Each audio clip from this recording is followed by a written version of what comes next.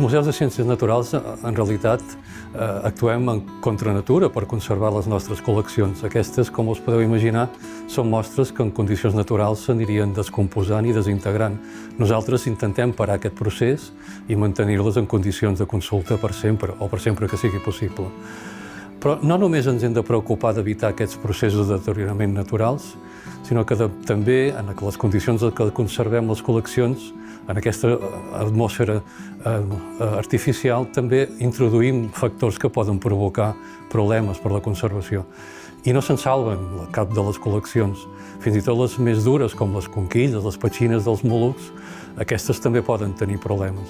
És així com s'ha vist que materials com les conquilles de caragols, amb el temps, poden esdevenir pràcticament un polsim, és a dir, es descomposen de tal manera que desapareix la forma i queda només la resta mineral. Com és això? El que hem sabut amb el temps és que la combinació de la humitat ambiental i les determinades emanacions de vernissos o de fustes fa que es creïn uns components àcids molt forts que interactuen amb la composició calcària de les conquilles i aquestes arriben pràcticament a desaparèixer.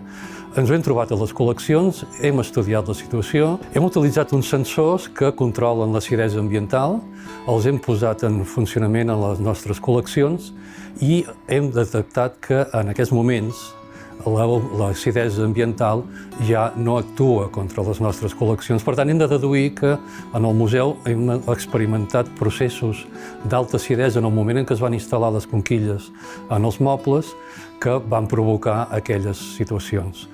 No obstant que tinguem aquesta garantia de que en aquests moments no hi ha acidesa ambiental, procurem aïllar les conquilles amb caixes neutres, amb caixes que són la primera barrera perquè l'atmosfera no les afecti i sigui una manera, sobretot segura, de conservar-les. La col·lecció d'artròpodes, amb uns 2 milions d'exemplars, reuneix a grups morfològics diversos, el que fa que el mètode de preservació pugui variar, el que sigui més adient pugui variar d'un grup a un altre. Aquí, en els 100 armaris gairebé que tenim en l'espai de la balconada, s'hi ubiquen els insectes preservats en sec i s'ordenen taxonòmicament.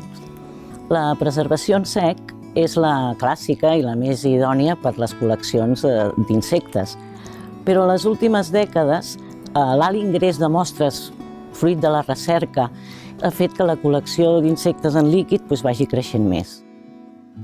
Dels altres artròpodes que no són insectes, com els crustacis, els aràcnids i els miriàpodes, la preservació en líquid és la més adient.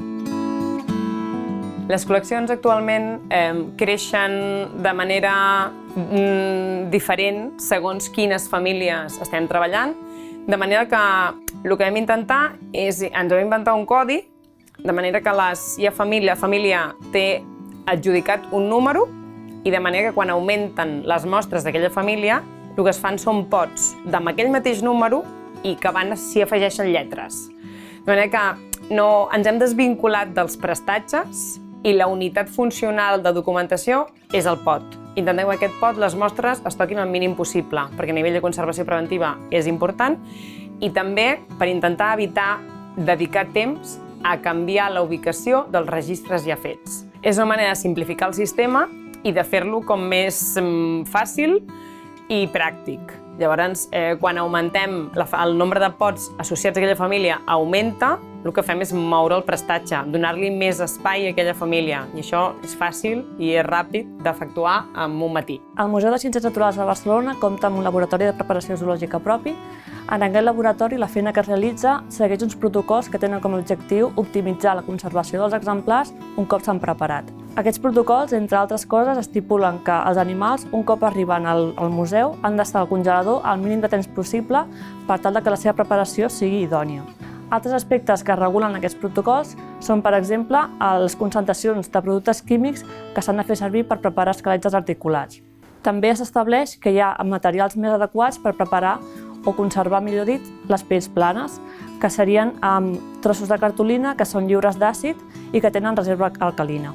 En la preparació d'esquelets també s'estableix protocols que tenen com a objectiu desengreixar o alliberar de greix al màxim possible els ossos. En el cas d'ossos grans, es fan perforacions per eliminar la mèdula òssia i d'altra banda es fan servir productes desengreixants per tal d'eliminar les restes de greix que puguin haver quedat a l'interior dels ossos.